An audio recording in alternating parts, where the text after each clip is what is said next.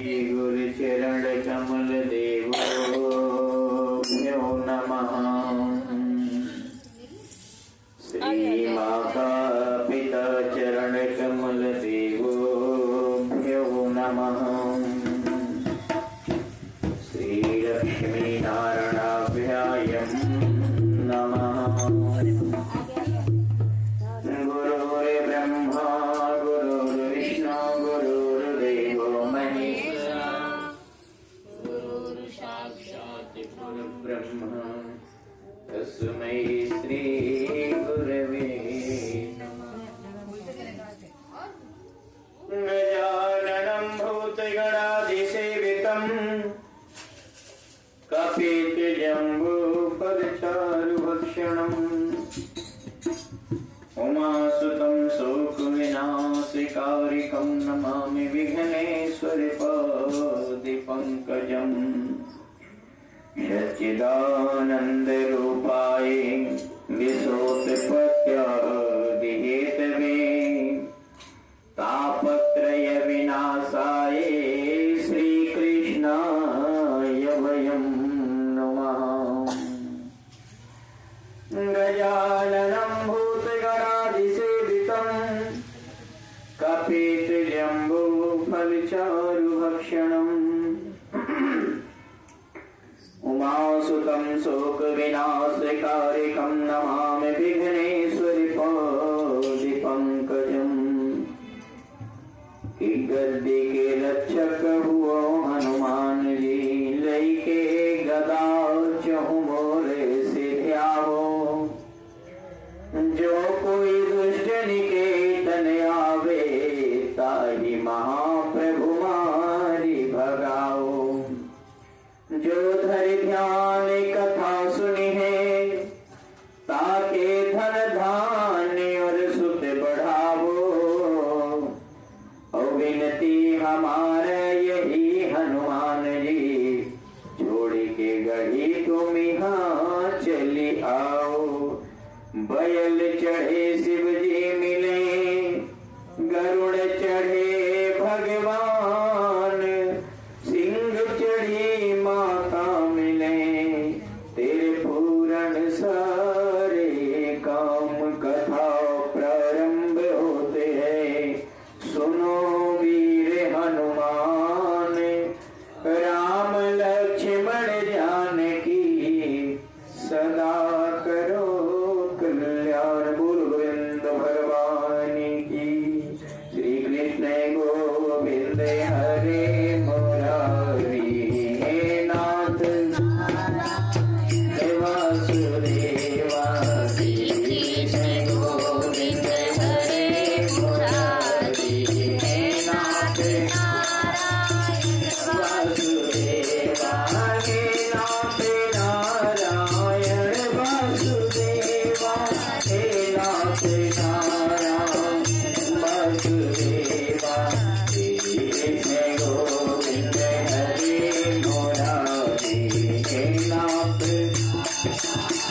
वासुदेवा। श्रीमन्नारायण नारायण नारायण श्रीमन्नारायण नारायण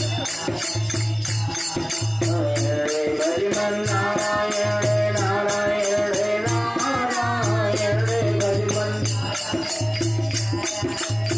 नारायण बद्री नारायण नारायण नारायण बद्री नारायण। बोल लक्ष्मी नारायण भगवान की, बोल वृंदावन बिहारी लाल की जय। बोल कार्तिक महात्म की जय। बोल तुलसा महारानी की, बोल गंगा मैया की। कार्तिक मास के पावन पवित्र कथा में कल आप लोगों ने बड़ी सुंदर कथा श्रवण किया, गोपाष्टमी की कथा।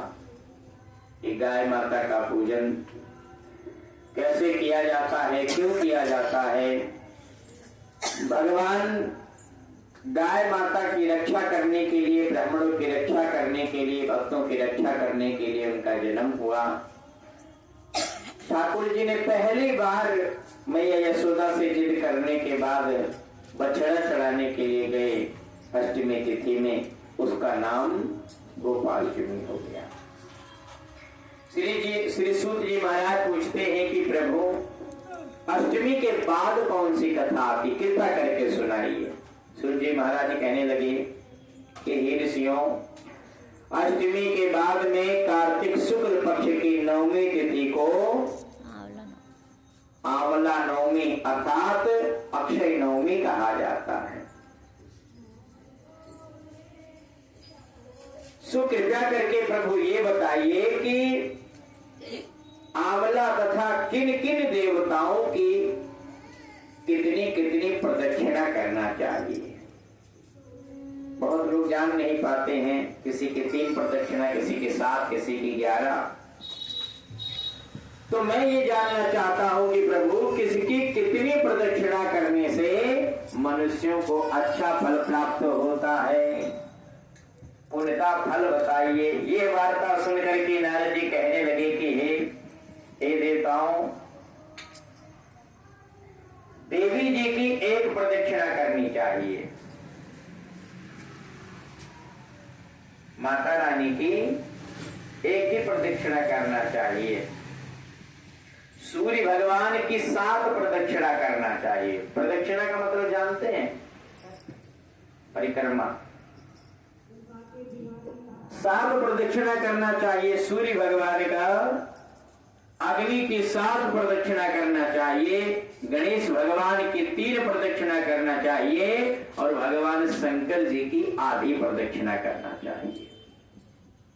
भगवान शंकर जी की जो जलाधारी होती है उसको कभी भी क्रॉस नहीं करना चाहिए। बहुत ध्यान देना, अगर आपने जलाधारी को क्रॉस कर लिया है तो फिर आपका सारा किया धरा व्यर्थ हो जाएगा। इसीलिए प्रयास करते हैं कि वहां से जब जाते हैं ऐसे राउंड लेकर आते हैं, जहां हमें जलाधारी मिलती है वहां मत्था टेक करके और फिर हम रिटर्न आ जाते हैं। कभी हम जलाधारी को क्रॉस नहीं करते। जल को अगर क्रॉस कर दिया आपने तो भगवान शंकर जी की पूरी पूजा नष्ट हो जाती है। भगवान शंकर जी की आधी, पितरों की 3 प्रदक्षिणा करनी चाहिए और विष्णु भगवान की 4 परिक्रमा करना चाहिए। इस संबंध में ब्रह्मा जी ने कहा कि मैं तुम्हें एक इतिहास सुनाता हूं जिसमें बृहस्पति जी तथा इंद्र देवताओं का संवाद हो रहा था। क्या संवाद हो रहा था? वैवस्वत मनवंतर में एक समय देवताओं सहित बृहस्पति, पूरे इंद्र इत्यादि देवता बृहस्पति भगवान के पास पहुंचे। कहने लगे, गुरु जी मेरी ऐसी इच्छा है, मुझे आप ये बताइए कि जब कलयुग नहीं आया था, द्वापर नहीं आया था, सतयुग नहीं आया था, जब सोचो कि ब्रह्मलोक था, केवल ब्रह्मा का ही प्रादुर्भाव हुआ था, पृथ्वी को विष्णु भगवान ने ला करके स्थिर किया था, मैं वहां की कथा सुनना चाहता हूं।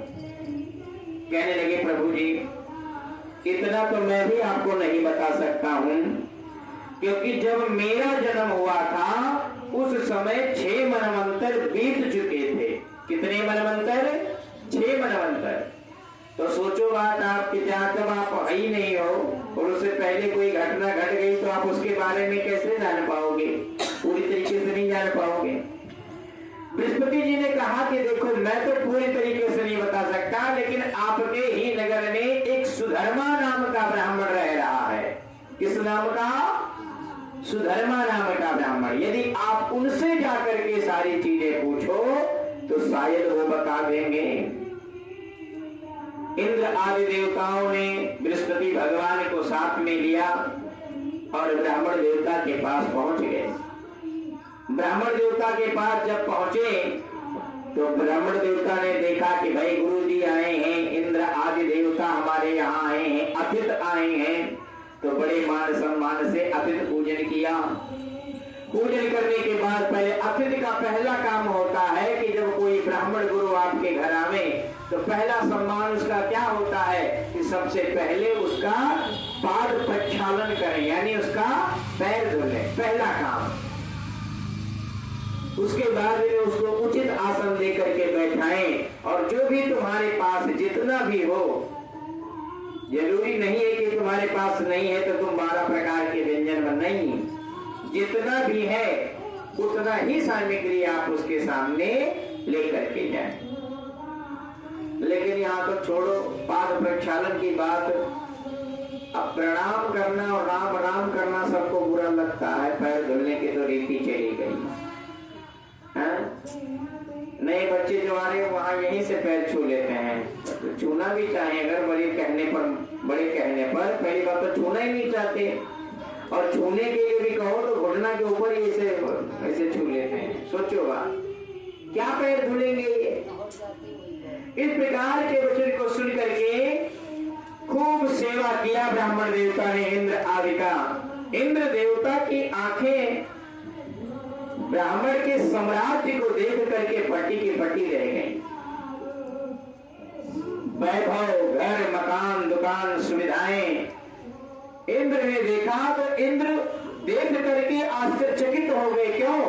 क्योंकि इंद्र लोक से भी ज्यादा सुंदर ब्राह्मण देवता का छोटा सा मकान था।